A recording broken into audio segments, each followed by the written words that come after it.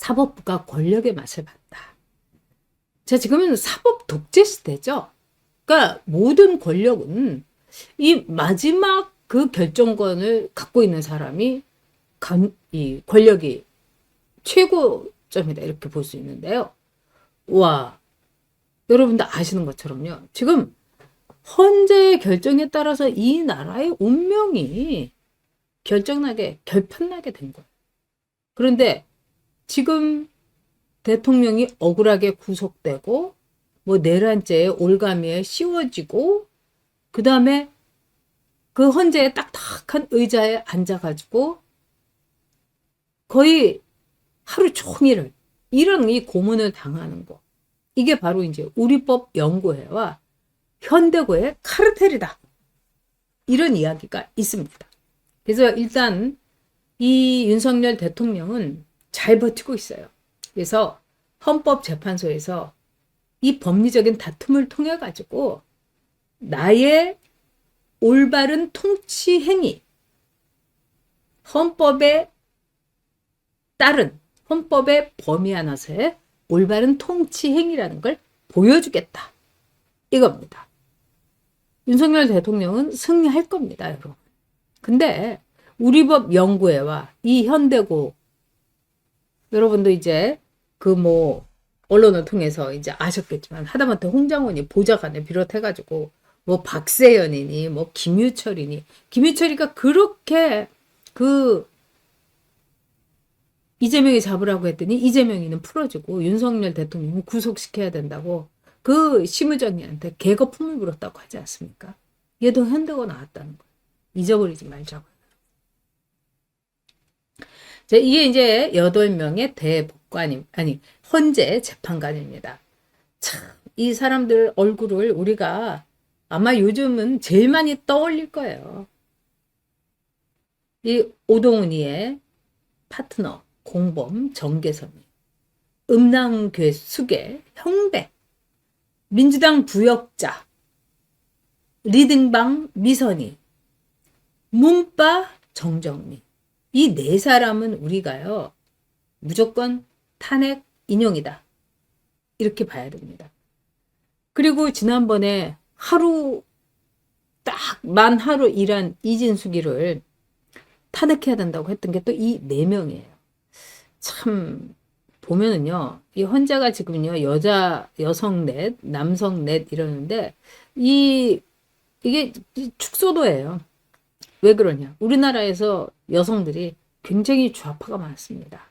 근데 이거는요, 다른 나라도 이른바 이제 리버럴, 미국 같은 경우도 이 좌파들이 여성들이 많아요.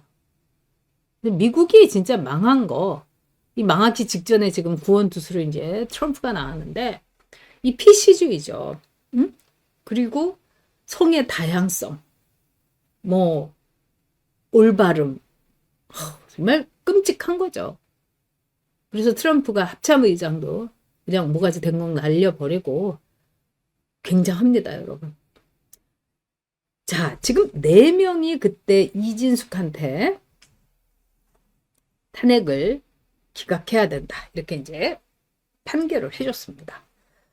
자, 이 4명이 진짜 이 나라의 운명을 이끌어 가는 역사에 남을 4명이 될 것인지. 자, 일단 여기서요, 여러분, 6명이 탄핵에 찬성을 해야지 윤석열 대통령이 탄핵됩니다. 근데 여기 6명 되기는 좀 어렵지 않나? 왜? 40여기가 되는 거는 이제 물 건너갔다. 이렇게 볼 수 있습니다. 그리고 윤석열 대통령은 끝까지 이제 25일을 기점으로 해서 국민과 함께 끝까지 싸우겠다. 그렇기 때문에 여러분 여러 가지로 지금 우리가 굉장히 살얼음 판을 걷듯이 조심을 해야 됩니다만 뭐라고 할까요? 우리가 흔들리지만 않으면은 되는 거죠. 그리고 끝까지 이제 싸우면은 되는 거죠. 자, 여기에서 이제 지금 김복형 이 재판관은 확실하게 윤석열 대통령 기각이다. 이런 이야기가 아주 많이 들려오고 있습니다.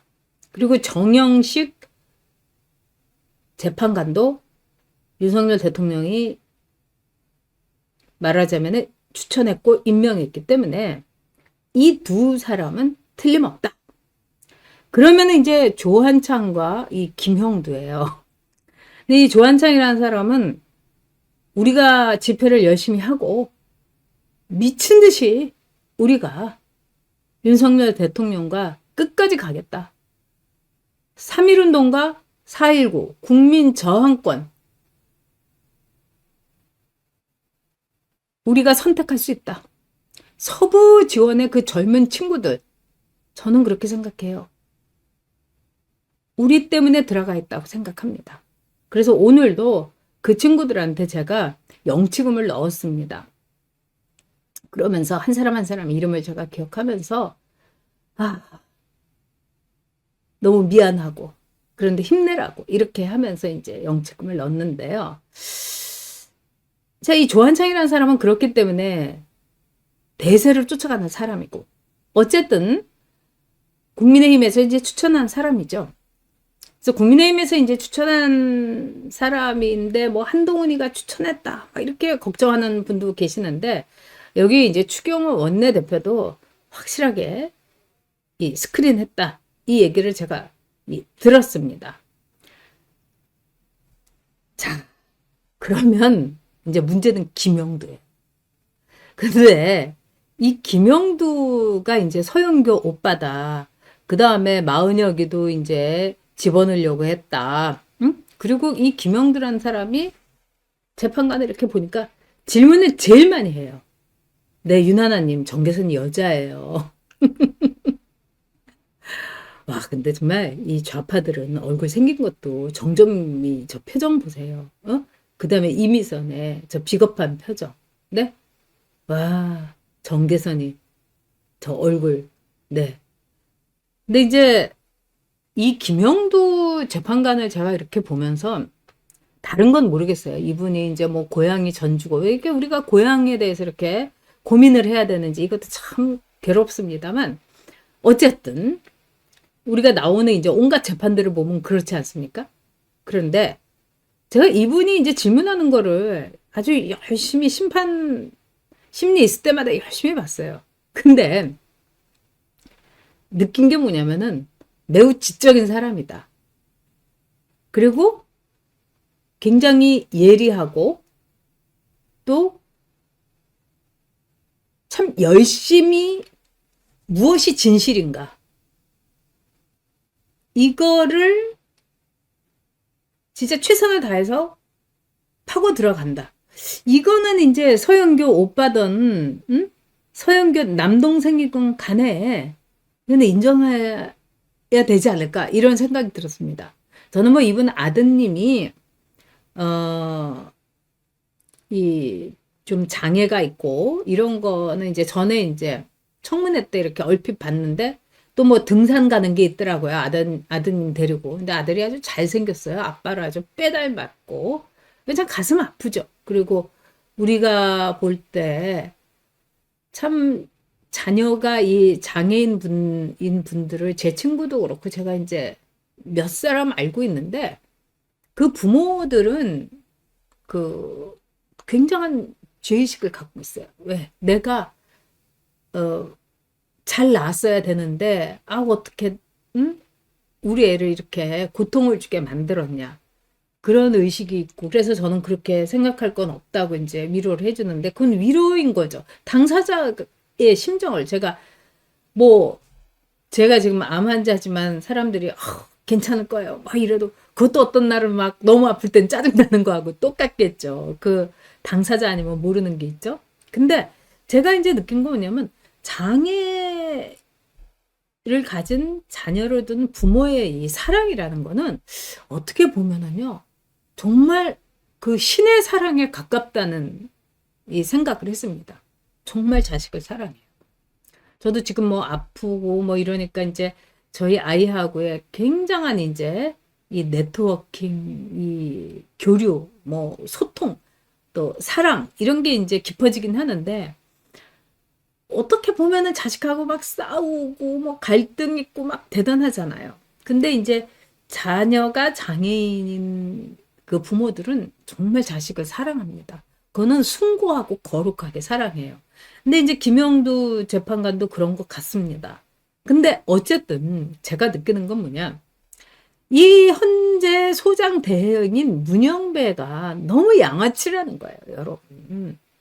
뭐 질문하는 것도 그렇고 하는 짓거리도 그렇고 뭐 이 사람의 행실도 그렇고 그리고 다 떠나서 이 김영두와 문영배는 극과 극의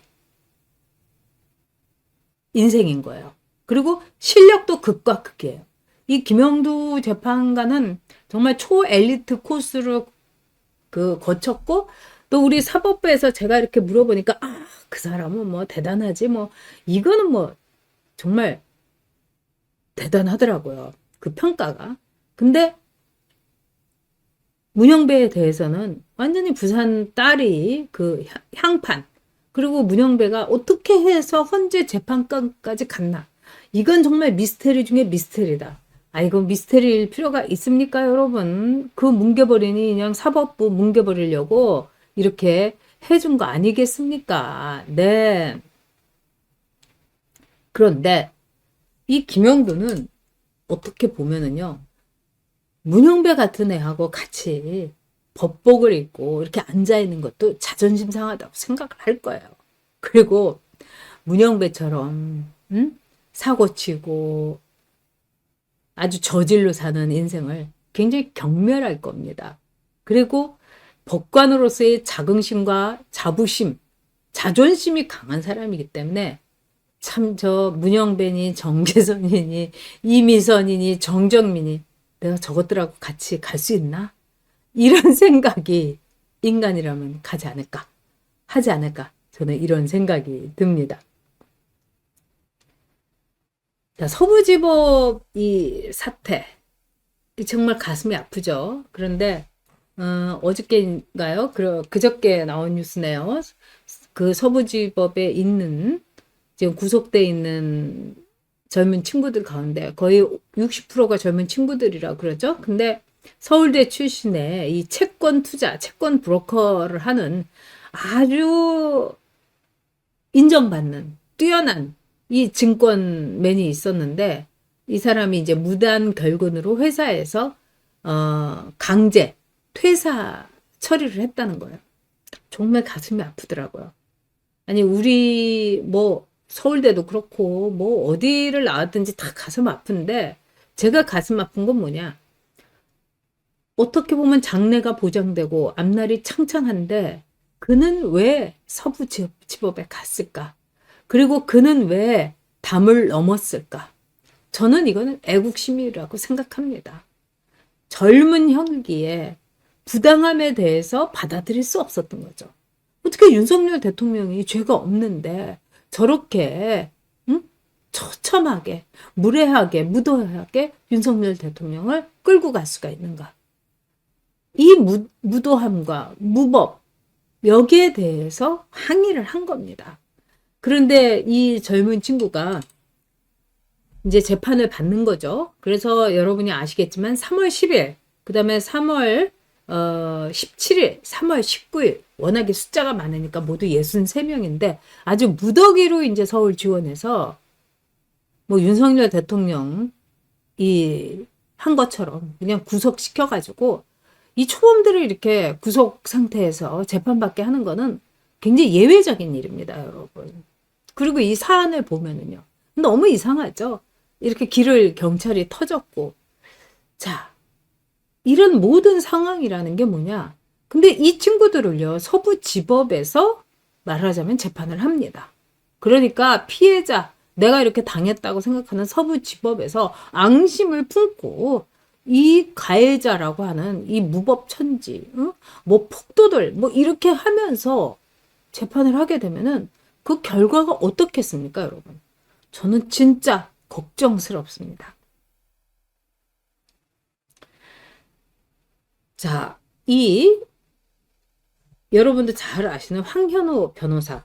이제 대구지원에서 부장판사를 한 분이 지금 우리나라의 서부지원도 서부지법 지원 사태의 당사자잖아요. 그러면은 이거는 서부지원에서 재판을 하면 안 돼요. 근데 서부지원이 그냥 무지막지하게 이제 다 갖고 온 거예요. 그러니까 사법부 독재가 현실입니다, 여러분. 그러면서 이 황현호 변호사가 이렇게 얘기했어요. 헌재는 탄핵소추 사유에서 국회의 재의결 요구 없이 내란죄를 말하자면은 빼도록 요구했다. 이게 이미선이가 브로커 노릇을 한 거죠. 부역자로서. 그러면서 탄핵 절차 진행에도 불법을 버젓이 자행하고 있다. 이들의 중심에 우리법연구회, 국제인권법연구회라는 조직이 있다. 이게 사조직이다 이거예요. 수사를 지휘한 공수처장 오동훈도, 체포영장을 발부한 서부지원의 이순영도, 그리고 헌재 소장 대행을 하면서 이재명이 술 친구에다가 또 어디서 말을 듣고 알짜배기 땅을 구입한 문형배까지, 이거는 사조직이 정말 우리나라의 사법부를 엉망으로, 쓰레기통으로 만들고 있다. 이렇게 얘기를 한 겁니다. 이 황현호 변호사는요, 이렇게 결론을 내요. 만약에 탄핵이 가결되면은 사법 독재가, 우리가 늘 저 좌파들이 계거품을 품는 군부 독재를 능가하는 치욕으로서 역사에 남을 것이다. 그리고 유일한 법치가 살아있고 그래도 법원이 곧게 서 있다는 것을 보여주는 유일한 증거는 윤석열 대통령의 직무 복귀다. 이렇게 결론을 냈습니다, 여러분. 이거는 굉장히 중요한 거죠. 윤석열 대통령이 탄핵이 기각되고 대통령직에 복귀하는 것, 이것이 대한민국의 법치다. 대한민국의 법치가 온전하다는 걸 보여주는 것. 윤석열 대통령의 탄핵 기각, 업무 복귀다. 이렇게 정리한 겁니다. 여러분께서도 이 결론을 늘 머릿속에 새기시고 뜨거운 가슴으로 윤석열 대통령과 함께 싸워주시기 바랍니다. 그리고 서부지휘원의 젊은 친구들 절대로 잊지 않는다는 거. 정말 아기들이죠. 그리고 그 안에서도 지금도 이 변호사들한테 윤석열 대통령 이제 거기서 소식도 듣나 봐요. 정말 말씀도 잘 하신다고. 역시 제가 뽑았는데 너무 다행이라고.